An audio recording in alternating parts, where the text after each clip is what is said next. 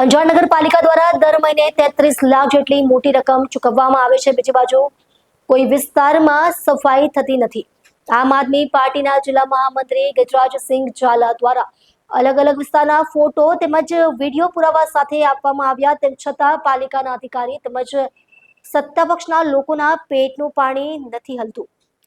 પાલિકાના પ્રમુખ તેમજ અમુક સત્તાધીશો દર મહિને મોટા પ્રમાણમાં ભ્રષ્ટાચાર કરવામાં મસ્ત છે, લોકોને રામ ભરોસે મૂકી દીધા છે। આજ રોજ પાલિકા ખાતે રજૂઆત કરવા આવતા કોઈ જવાબદાર વ્યક્તિ હાજર જોવા નહીં મળતા, ત્યારે રામ ભરોસે નગરપાલિકા કચેરી ચાલતી રહે છે, તેને લઈને સવાલો ઉઠી રહ્યા છે।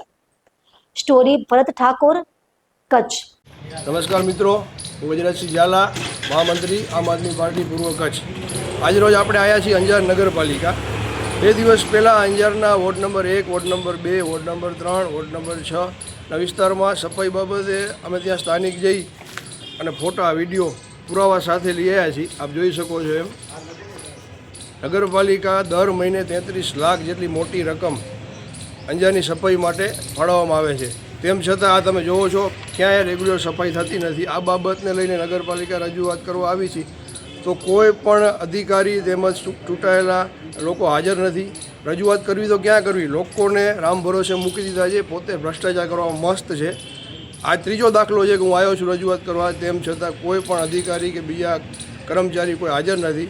આમને આમ રહેશે, અંજારના લોકોને જાગૃત થવાની ખૂબ જરૂર છે। આ ભ્રષ્ટાચાર છે, તમે જોઈ શકો છો, કચરાના ઢગલા છે, મહિને 33 લાખ રૂપિયા ચૂકવવામાં આવે છે।